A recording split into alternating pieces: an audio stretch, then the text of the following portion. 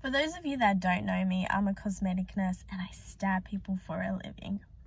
So I've had a very interesting client today, and I tend to have a lot of clients that are of this condition, let's just say. I don't know if you've ever actually heard of body dysmorphia. So I feel like as though I have a very growing amount of clients with this condition. If you actually don't know what body dysmorphia is, here are a few things that you need to be very much aware. If you are a cosmetic nurse, practicing nurse, anybody that is within the medical field tends to know what body dysmorphia is. And body dysmorphia, I guess you could say, is obviously in a way a mental health condition, because they are consistently nitpicking, they are constant personal critics of themselves, and they look in the mirror and they're constantly trying to find flaws, and they're trying to find problems that they don't really actually have. And it's a very common side effect, I would say, that social media plays a very big role in this condition. So a few things that you tend to pick up, they come in, they tend to act a little bit kind of erratic. They're very, in a way, some of them are very demanding. They constantly look in the mirror. Like, they look in the mirror at least 10, 20 times. You're having a consultation with them and will be, oh, I need to fix this, I need to do this, I need that, I need this, I need this. And they're not looking at the positives, and then you're kind of like, yeah, that's fine, we can fix this, we can do that, but I don't feel you would need this. And they're like, oh, how come? Do I need this, or do I need that? Or I want this, but I want that. They're very big critics of themselves, and they literally listen to anything anybody says to them. Why I say that? Sorry, I'm just biting on some chocolate because I've had a very long day, and I feel like as though I actually need to post this up. So they're very big advert critics of themselves. Why I say this? They listen highly to what other people say. So if a stranger comes up to you and they're like, why are your lips so big? They will scrutinize on it, they'll think about it, they'll analyze it, they'll literally play anxiety constantly on their mind.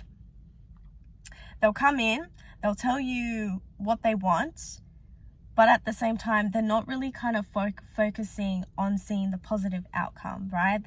They'll always never be satisfied, and they'll always find something. So if there's an imperfection, if there's a flaw, if there's some kind of, oh, there's a line here, there's a wrinkle there, there's a dent there, there's a spot here, there's this.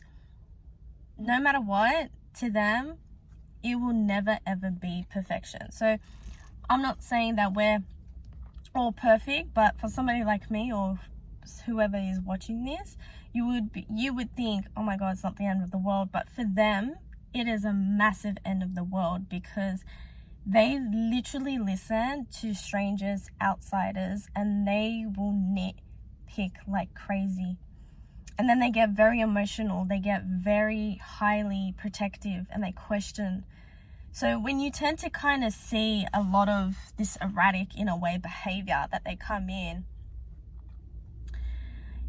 your first thought is, oh my God, I don't want to treat this person, because you're constantly going to be justifying, explaining, educating them. And even though I've had this client and I consistently educate her, I consistently consult her, I tell her, she just doesn't listen. She will always see a flaw no matter what. And the thing is, she is quite a good looking lady, but because she tends to have this flaw, it really plays up on her. And there's obviously other emotional aspects to it, but I tend to see it very quite often, and I feel like it's actually a scary, oh sorry, I have a chocolate. I feel like it's a really scary impact that is happening among young girls these days. And honest to God, I really truly believe that social media plays such a massive impact on these girls. And I mean, being a female is already hard enough. Like, you need to be perfection, because if not, oh my God, that guy won't look at me, or oh, that girl thinks that I'm ugly. Like, you know, like, we already live in such a hard society, and social media is literally the culprit of this, and it makes it worse. It actually makes it worse. So somebody having this condition, can you imagine how much harder it is for them than opposed to somebody like normal? Like, you already feel slightly like, you know, half-ass. So I just find it very interesting that I had a young girl, let's just say in her early 20s, and I just looked at her and I thought to myself, wow, she's actually a natural beauty. Like, she's got these lovely features, she's got a lovely jawline, she still has her cheekbones, you know, she's got these like natural brows that she just does the wax, like she doesn't even do the feathering tattoo. You know, like, I kind of thought to myself, I was just like, what do you need to get done? It's just like, I need everything done. And I'm like, you're 23. Like, what exactly do you need to get done? I thought to myself. And she literally pointed out everything. And she started showing me photos of, like, you know, Kim Kardashian and the Kendall Jenner and Kylie Jenner. And I'm thinking to myself, I'm like, your anatomy, your genetics are completely way off. Like, you're nothing like these celebrities. Like, you're not even in the same,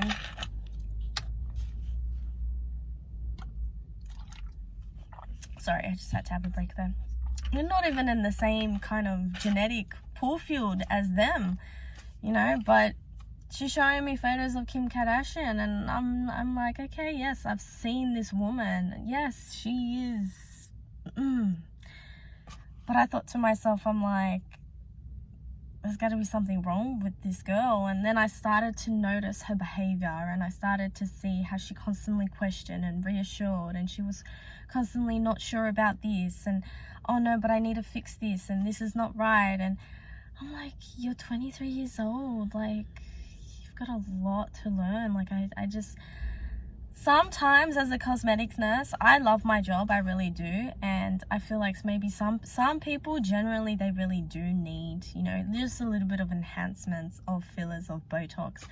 But sometimes I just think you don't need anything. Just let nature take its course, honestly, because you're just going to be ruining yourself. But mental health is a massive factor in this industry, and a lot of people take advantage of this industry. And it's really sad that a lot of people, you know, they kind of see the signs and they're like, okay, this is going to be easy, this is going to be so easy to get money out of this person, which is really sad, because there are so many injectors like that. I'm not like that whatsoever, because I feel like regardless if you do it now or later, they're never ever going to be satisfied. So I feel like these are the kind of clientele that they really need to go more invest in their mental health than spending over $1,000 on getting their cheeks done. Regardless, when they come home, they're going to be literally pointing out everything that is wrong about them. So